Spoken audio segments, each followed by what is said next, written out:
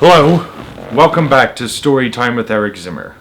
Where we last left off in the wonderful story of Henry Sugar, Henry, who had finally acquired yogi powers to see through playing cards, won £6,600 at Blackjack and Roulette combined.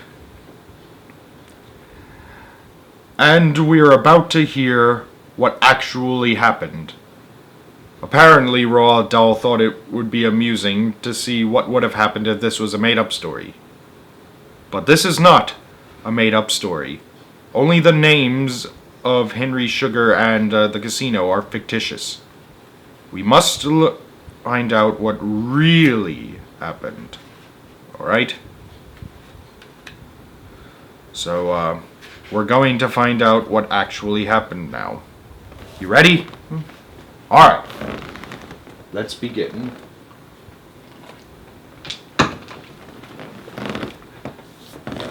Chapter 10.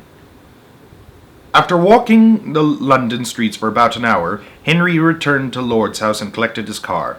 Then he drove back to his flat. He was a puzzled man. He couldn't understand why he felt so little excitement about his tremendous success. If this sort of thing had happened to him 3 years ago, before he started the yoga business, he'd have gone crazy with excitement. Who would blame him? He'd have been dancing in the streets and rushing out to the nearest nightclub to celebrate with champagne. The funny thing was that he didn't really feel excited at all. He felt melancholy. It had somehow all been too easy. Every time he made a bet, he'd be certain of winning. There was no thrill. No suspense. No danger of losing. He knew, of course, that from now on, he could travel around the world and make millions. But was it going to be any fun doing it? It was slowly beginning to dawn upon Henry that nothing is any fun if you can get as much of it as you want, especially money. Another thing, was it not possible that the process he had gone through in order to acquire yoga powers had completely changed his outlook on life? Certainly it was possible. Henry drove home and went straight to bed. The next morning he woke up late. But he didn't feel any more cheerful now than he had the night before. And when he got out of bed and saw the enormous bundle of money still lying on his dressing table, he felt a sudden and very acute revulsion towards it. He didn't want it. For the life of him, he couldn't explain why this was so. But the fact remained that he simply did not want any part of it. He picked up the bundle that was all in £20 notes, 330 of them to be exact. He walked onto the balcony of his flat, and there he stood in his dark red silk pajamas looking down at the street below him. Henry's flat was in Curzon Street, which is right in the middle of London's most fashionable and expensive district known as Mayfair. One end of Curzon Street runs into Berkeley Square, the other into Park Lane. Henry lived 3 floors above the street level, and outside his bedroom there was a small balcony with iron railings that overhung the street. The month was June, the morning was full of sunshine, and the time was about 11 o'clock. Although it was Sunday, there were quite a few people strolling about on the sidewalks. Henry peeled off a single £20 note from his wallet and dropped it over the balcony. A breeze took hold of it and blew it sideways in the direction of Park Lane. Henry stood watching it. It fluttered and twisted in the air and eventually came to rest on the opposite side of the street, directly in front of an old man. The old man was wearing a long brown shabby overcoat and a floppy hat, and he was walking slowly, all by himself. He caught sight of the note as it fluttered past his face, and he stopped and picked it up. He held it with both hands and stared at it. He turned it over. He peered closer. Then he raised his head and looked up. "Hey there!" Henry shouted, cupping a hand to his mouth. "That's for you! It's a present!" The old man stood quite still, holding the note in front of him and gazing up at the figure on the balcony above. "Put it in your pocket!" Henry shouted. "Take it home!" His voice carried far along the street, and many people stopped and looked up. Henry peeled off another note and threw it down. The watchers below him didn't move. They simply watched. They had no idea what was going on. A man was up there on the balcony, and he had shouted something, and now he had just thrown down what looked like a piece of paper. Everyone followed the piece of paper as it went fluttering down, and this one came near to a young couple who were standing arm in arm on the sidewalk across the street. The man unlinked his arm and tried to catch the paper as it went past him. He missed it, but picked it up from the ground. He examined it closely. The watchers on both sides of the street all had their eyes on the young man now. To many of them, the paper had looked very much like a banknote of some kind, and they were waiting to find out. "It's £20, the man yelled, jumping up and down. "It's a £20 note!" "Keep it," Henry shouted at him. "It's yours." "You mean it?" the man called back, holding the note out at arm's length. "Can I really keep it?"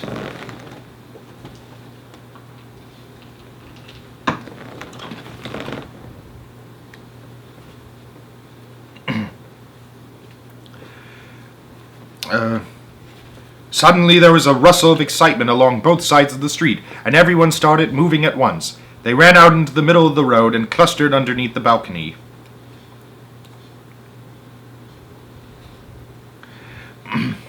They lifted their arms above their heads and started calling out, "Me! How about one for me? Drop us another one, governor! Send down a few more!" Henry peeled off another 5 or 6 notes and threw them down. There were screams and yells as the pieces of paper fanned out in the wind and floated downward, and there was a good old-fashioned scrimmage in the streets as they reached the hands of the crowd. But it was all very good-natured. People were laughing. They thought it was a fantastic joke. Here was a man standing there 3 floors up in his pajamas, slinging these enormously valuable notes into the air. Quite a few of those present had never even seen a £20 note in their lives before this moment. But now something else was beginning to happen. The speed with which news will spread along the streets of the city is phenomenal. The news of what Henry was doing flashed like lightning up and down the street of Curzon Street and into the smaller and larger streets beyond. From all sides, people came running. Within a few minutes, about 1,000 men and women and children were blocking the road underneath Henry's balcony. Drivers who couldn't get through got out of their cars and joined the crowd. And all of a sudden, there was chaos in Curzon on street. At this point, Henry simply raised his arm and swung it out and flung the entire bundle of notes into the air. More than £6,000 went fluttering down towards the screaming crowd below. The scramble that followed was really something to see. People were jumping up to catch the notes before they reached the ground, and everyone was pushing and jostling and yelling and falling over, and soon the whole place was a mess of tangled, yelling, fighting human beings. Above the noise and behind him in his own flat, Henry suddenly heard his front door bell ringing long and loud. He went in from the balcony and opened the door. A large policeman with a black mustache stood outside with his hands on his hips. "You!" he bellowed angrily. "You're the one! What the devil do you think you're doing?" "Good morning, officer," Henry said. "I'm sorry about the crowd. I didn't think it would turn out like that. I was just giving away some money." "You are causing a nuisance," the police bellowed. "You are creating an obstruction. You are inciting a riot, and you are blocking the entire street." "I said I was sorry," Henry answered. "I won't do it again, I promise. They'll soon go away." The policeman took one hand off his hip, and from the inside of his palm he produced a £20 note. "Aha!" Henry cried. "You got one yourself. I'm so glad. I'm so happy for you." "Oh, you just stop that larking about," the policeman said, "because I have a few serious questions to ask you about these here £20 notes." He took a notebook from his breast pocket. "In the first place," he went on, "where exactly did you get them from?" "I won them," Henry said. "I had a lucky night." He went on to give the name of the club where he had won the money, and the policeman wrote it down in his little book. "Check it up," Henry said. "They'll tell you it's true." The policeman lowered the notebook and looked Henry in the eye.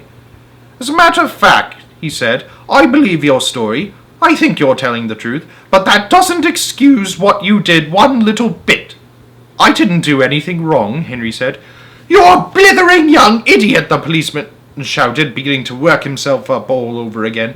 "You're an arse and an imbecile. If you've been lucky enough to win yourself a tremendous big sum of money like that and you want to give it away, you don't throw it out the window." "Why not?" Henry asked, grinning. It's as good a way of getting rid of it as any." "It's a damn stupid, silly way of getting rid of it," the policeman cried. "Why didn't you think you give it where it could do some good? To a hospital, for instance, or an orphanage. There's orphanages all over the country that hardly have enough money to buy the kids a present even for Christmas, and then along comes a little twit like you, who's never even known what it's like to be hard up, and you throw the stuff out into the street. It makes me mad, it really does." "An orphanage?" Henry said. "Yes, an orphanage," the policeman cried. "I was brought up in one, so I ought to know what it's like." With that, the policeman turned away and went quickly down the stairs towards the street. Henry didn't move. The policeman's words, and more especially the genuine fury with which they had been spoken, smacked our hero right between the eyes. "An orphanage?" he cried aloud. "That's quite a thought. But why one orphanage? Why not lots of them?" And now very quickly there began to come to him the great and marvelous idea that was to change everything. Henry shut the front door and went back into his flat. All at once he felt a powerful excitement stirring in his belly. He started pacing up and down, ticking off the points that would make this marvelous idea possible. "1," he said, "I can get hold of a very large sum of money each day of my life. 2, I must not go to the same casino more than once every 12 months. 3, I must not win too much from any one casino or somebody will get suspicious. I suggest I keep it down to £20,000 a night. I wonder how much that is in American money. 4, £20,000 a night for 365 days in the year comes to how much?" Henry took a pencil and paper and worked this one out. "It comes to £7,300,000, he said aloud. "Very well. Point number 5. I shall have to keep moving. No more than 2 or 3 nights at a stretch in any one city or the world will get round. Go from London to Monte Carlo, then to Cannes, to Biarritz, to Deauville, to Las Vegas, to Mexico City, to Buenos Aires, to Nassau, and so on. Point number 6. With the money I make, I will set up an absolutely first-class orphanage in every country I visit. I will become a Robin Hood." See what I mean? That's exactly what I said in the beginning. "I will take money from the bookmakers and the gambling proprietors and give it to the children. Does that sound corny and sentimental? As a dream it does, but as a reality, if I can make it really work, it wouldn't be corny at all, or sentimental. It would be rather tremendous. And point number 7. I will need somebody to help me. A man who will sit at home and take care of all that money and buy the houses and organize the whole thing. A money man, someone I can trust. What about John Winston?"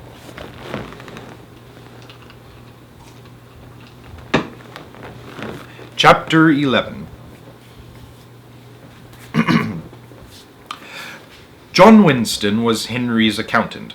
He handled his income tax affairs, his investments, and all other problems that had to do with money. Henry had known him for 18 years, and a friendship had developed between the two men. Remember, though, that up until now, John Winston had known Henry only as a wealthy, idle playboy who had never done a day's work in his life. "You must be mad," John Winston said when Henry told him his plan. "Nobody has ever devised a system for beating the casinos." From his pocket, Henry produced a brand new unopened pack of cards. "Come on," he said. "We'll play a little blackjack. You're the dealer, and don't tell me those cards are marked. It's a new pact." Solemnly, for nearly an hour, sitting in Winston's office, whose windows looked out over Berkeley Square, the two men played blackjack. They used matchsticks as counters, each match being worth £25. After 15 minutes, Henry was no less than £34,000 ahead. John Winston couldn't believe it. "How do you do it?" he said. "Put the pack on the table," Henry said. "Face down." John Winston obeyed. Henry concentrated on the top card for 4 seconds. "That's a knave of hearts," he said. It was. The next one is a 3 of hearts. It was. He went right through the entire pack, naming every card. Go on, John Winston said. Tell me how you do it. This usually calm and mathematical man was leaning forward over his desk, staring at Henry with big eyes. Mathematical man was leaning forward over his desk, staring at Henry with eyes as big and bright as 2 stars. You do realize you are doing something completely impossible? It's not impossible, Henry said. It is only very difficult. I am the one man in the world who can do it. The telephone rang on John Winston's desk. He lifted the receiver and said to his secretary, No more calls, please, Susan, until I tell you. Not even my wife. He looked up, waiting for Henry to go on. Henry then proceeded to explain to John Winston exactly how he had acquired the power. He told him how he had found the notebook and about Imrat Khan, and then he described how he had been working non-stop for the past 3 years and 3 months, training his mind to concentrate. When he had finished, John Winston said, Have you tried walking on fire? No, Henry said, but I'm not going to. What makes you think you'll be able to do this thing with the cards in the casino? Henry told him about his visit to Lord's house the night before. £6,600, John Winston cried. Did you honestly win that much in real money? Listen, Henry said, I just won £34,000 from you in less than an hour. So you did. £6,600 was the very least I could win, Henry said. It was a terrific effort not to win more.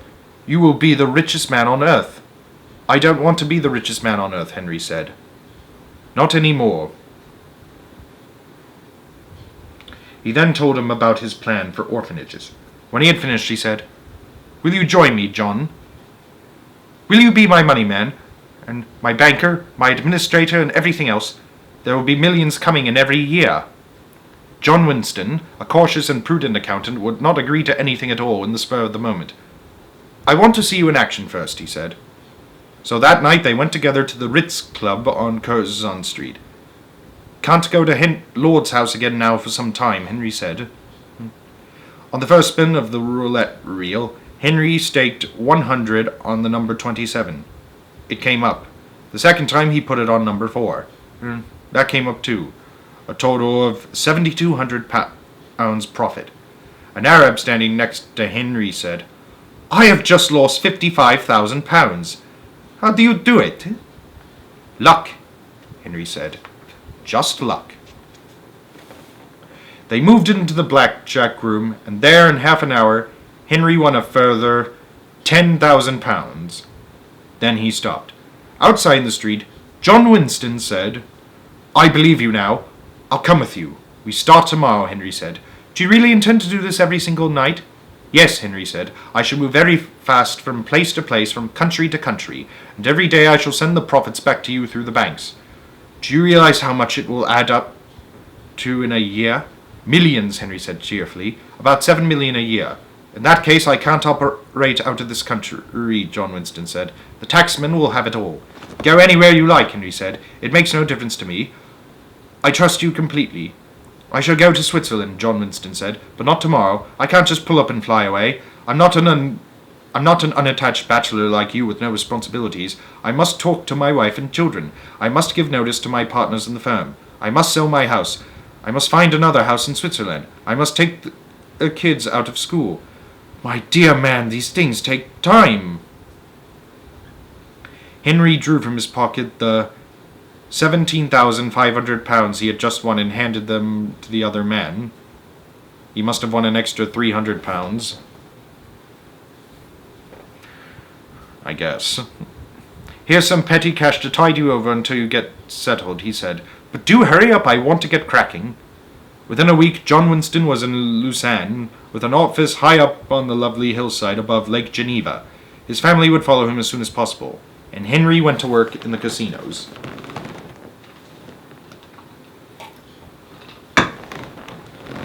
Chapter 12. 1 year later, he had sent a little over £8 million to John Winston in Lausanne. The money was sent 5 days a week to a Swiss company called Orphanages S.A. Nobody except John Winston and Henry knew where the money came from or what was going to happen to it. As for the Swiss authorities, they never want to know where money comes from. Henry sent the money through the banks. The Monday remittance was always the biggest because it included Henry's take for Friday, Saturday, and Sunday when the banks were closed. He moved with astonishing speed, and often the only clue that John Winston had to his whereabouts was the address of the bank that had sent the money on a particular day. One day it would come perhaps from a bank in Manila, the next day from Bangkok. It came from Las Vegas, from Curacao, from Freeport, from Grand Cayman, from San Juan, from Nassau, from London, from Biarritz. It came from anywhere and everywhere as long as there was a big casino in the city. To be continued.